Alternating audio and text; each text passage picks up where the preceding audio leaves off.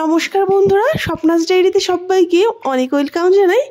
তো এই গরমের মধ্যে আমরা কিন্তু ঠান্ডা জাতীয় খেতে খুবই পছন্দ করছি, তাই বাড়িতে কন্টিনিউভাবে এইভাবে দই তৈরি করে কিন্তু আমরা খাচ্ছি। তাই ভাবলাম তোমাদেরকেও শেয়ার করে দিই। তো বন্ধুরা, পুরো ভিডিওটি দেখতে থাকো, আশা করছি খুব ভালো লাগবে। প্রথমেই এখানে আমি 500 দুধ নিয়েছি এবং ফ্লেমটা বাড়িয়ে দিয়ে জাল করে নিচ্ছি। বেশ খানিকটা 10-15 মিনিট ধরে শুকিয়ে নিয়েছি।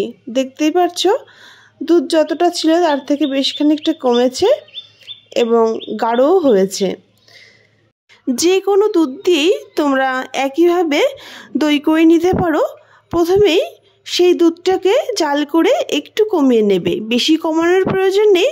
10-15 মিনিট জাল করলে যতটা কমে যায় সেই অবস্থায় এবার টক দইটা আমরা তৈরি করব।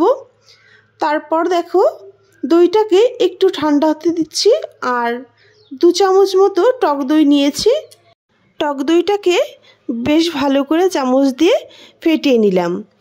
আর জাল করা দুধটাও আঙুল রাখার মতো গরম রয়েছে, মানে একদম ঠান্ডা করলেও হবে না আর খুব গরম থাকলেও হবে না, আঙুলটা রাখা যায় সেই রকম দুধটা গরম রেখে এবার টক দইটা দিয়ে ভালো করে মিশিয়ে নিচ্ছি।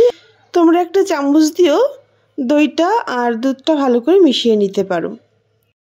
দই আর দুধটা মিশাতেই বুঝতে পারবে বেশ খানিকটা গাঢ় মনে হচ্ছে। আর এই দইটা কিন্তু তৈরি করতে খুব বেশি সময় লাগে না। দইটা পাতানো বা বসানোর জন্য এখানে প্লাস্টিকের 3টে পাত্র নিয়েছি।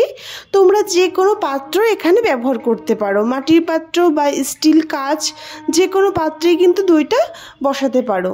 তো দেখো এখানে 2টো কৌটাই লেগেছে, আমার 3টে পাত্র আর লাগলো না। তো দেখো এখানে বসানোর জন্য আমি একটা গামলা নিয়ে নিয়েছি।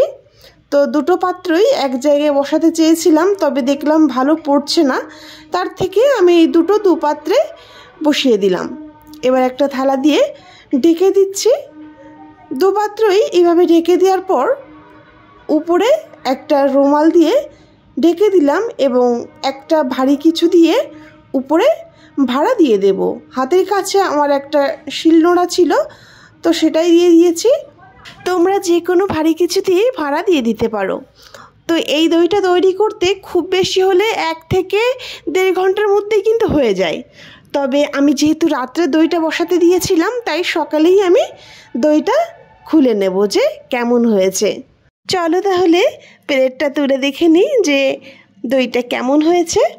তো সারা রাত তো রয়েইছে, তার আগেই আমাদের দইটা তৈরি হয়ে গেছে। আমি জানি যে গরম পড়েছে, এতে আর বেশি টাইম লাগার কথাই না। তো এদিকে 2টো পাত্রের দই কিন্তু খুব সুন্দরভাবে বসেছে, তো দেখে নাও তোমরাও। আর উপরে দেখো কীরকম ফেনা ফেনা টাইপের রয়েছে, পুরো দোকানের মতো হয়েছিল খেতে। খুবই মজা লেগেছে দইটা তৈরি করে, আর খেতেও ভীষণ ভালো লেগেছে।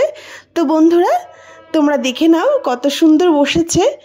আশা করছি তোমরাও বাড়িতে এরকম দই তৈরি করে খাচ্ছ। তো কমেন্ট করে জানিও যে তোমাদের আমার ভিডিওটি কেমন লেগেছে। ভালো লাগলে লাইক, কমেন্ট, শেয়ার করতে ভুলো না। আর যারা এখনও আমার চ্যানেলটি সাবস্ক্রাইব করনি, সাবস্ক্রাইব করে আমার পাশে থেকো। তো বন্ধুরা, আজ ভিডিওটি এ পর্যন্তই। দেখা হচ্ছে নেক্সট কোনো ভিডিওতে।